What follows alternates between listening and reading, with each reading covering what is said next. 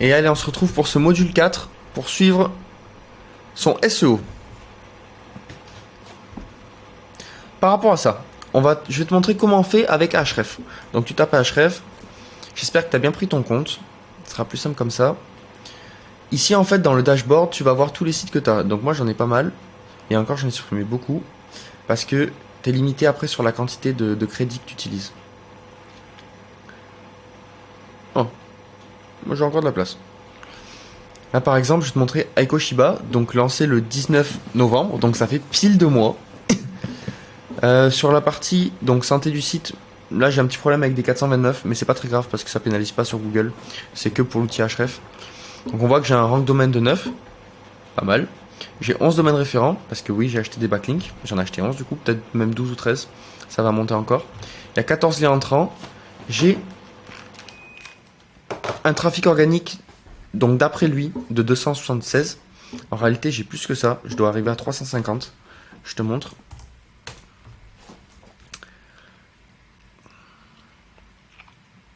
Et ce site va arriver au moins à 10 000 visiteurs mensuels. D'après les analyses que j'ai fait, comme tu as dû faire avec ta strat, j'ai pu calculer à peu près. Hop, alors, on n'est pas sur le bon compte. Toc.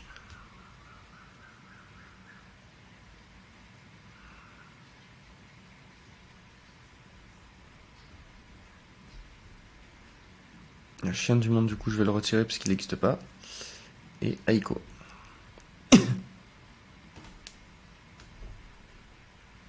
Ok, donc là, tu vois, sur 30 jours, les 30 derniers jours, on a fait 376. Donc, sur les 2 derniers mois, 60 jours, vu que c'est après la date de lancement, on a fait 700 visiteurs. Au début, il y a eu un peu d'Instagram et après, il n'y en a pas du tout. Donc c'est pas mal, on est déjà à 400 visiteurs, presque 400 visiteurs mensuels. C'est plutôt cool. Mais nous, ce qu'on veut, c'est atteindre les 1000. Et les 1000, il est bien parti. Dis-toi que si tu lances ton site, pour atteindre tes 1000 visiteurs, t'en as pour, allez, 3 à 6 mois. 3 à 6 mois, peut-être un an même. Ça dépend de la quantité d'efforts que tu as mis, si tu as acheté assez de liens, de la concurrence que tu as sur ton marché, ta quantité de contenu, ta quantité de liens, la concurrence. Et à voir si tu as pris aussi un nom de domaine expiré pour recréer un site ou si tu pars de zéro. Quand tu pars de zéro, c'est toujours plus compliqué. À part si le nom de domaine expiré que tu as pris est vraiment nul. Mais ça, on peut pas savoir. Donc revenons à nos moutons. Pour suivre ton site, je te conseille de faire créer ici. Ok. Tu vas faire importer depuis la Google Search Console. Tu te connectes avec le compte où tu as Google Analytics et Google Search Console. Moi, par exemple, j'utilise celui-là. Là, du coup, tu fais continuer. Là, il va t'importer les comptes. Alors, il a trouvé aucun parce que moi, je les ai déjà. Une fois que tu les as choisis, une fois que tu as choisi celui que tu veux, tu l'ajoutes. Tu vois, tu peux aussi l'ajouter manuellement. Et en fait, une fois que tu l'as ajouté, il va apparaître ici. Donc un peu comme celui-là. Et il va te faire un audit toutes les semaines. Enfin, un audit plus ou moins toutes les semaines. Tu vois, score de santé, par exemple, si je clique, ici, il va me donner une note.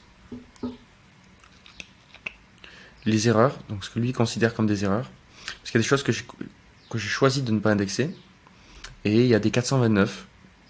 Donc des problèmes pour lui. Page has broken image. Donc ça, c'est à vérifier. Donc tu peux un peu aussi améliorer ton site en regardant tout ce qu'il te propose. Il y a des choses qui sont vraies, des choses qui sont beaucoup moins vraies. À toi de faire la part des choses. Mais bon, je vais pas te faire toute une vidéo sur ça. Je vais juste te montrer comment tu vas suivre ton site. Donc ici, une fois que tu as rajouté ton site, tu vas voir justement toutes les évolutions. Moi, ce que je te conseille, c'est qu'une fois que tu as des mots-clés organiques, tu cliques dessus.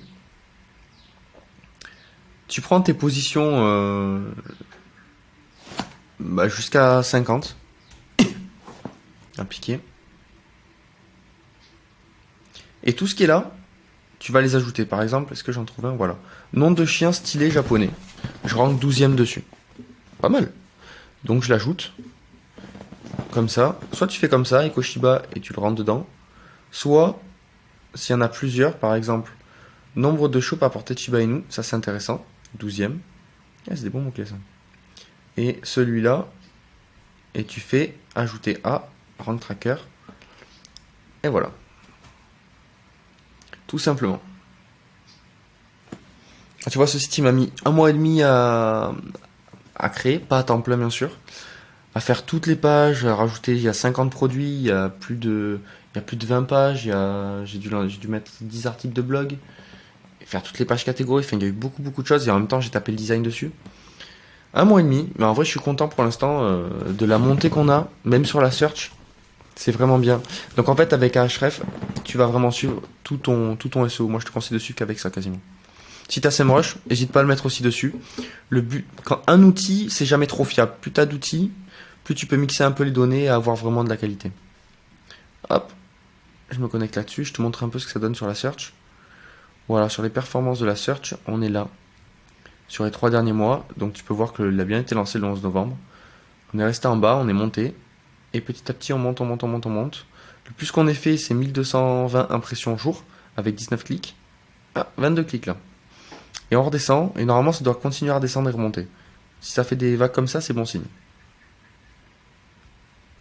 Voilà, donc là tu as vu comment utiliser Ahref. Et ben du coup sur son SEO, je te vais te montrer en même temps.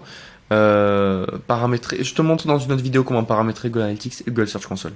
Mais au moins tu as vu comment utiliser Ahref pour suivre ton site. Et vraiment, une fois que tu cliques là-dessus, tu as vraiment tous tes mots-clés.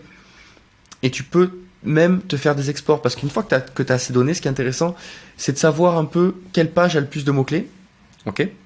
Et d'envoyer du backlinks dessus. Par exemple, si tu sais que celle-là, parce que je vois qu'elle apparaît 3 fois ici, et il y a pas mal de mots-clés, et ben très bien. Tu vois, je vois qu'elle est 1, 2, 3, 4, 5, 6, 7, 8. Intéressant. Donc je sais qu'en mettant un backlink sur cette page, je peux augmenter le positionnement de, par exemple, 10 mots-clés. Et là, c'est super intéressant. Voilà. On arrive à la fin de cette vidéo. On se retrouve dans la prochaine vidéo pour Google Analytics et Google Search Console. Et ensuite, on finira en beauté par les backlinks, ce qui pose souvent le plus de problèmes. Allez, à de suite.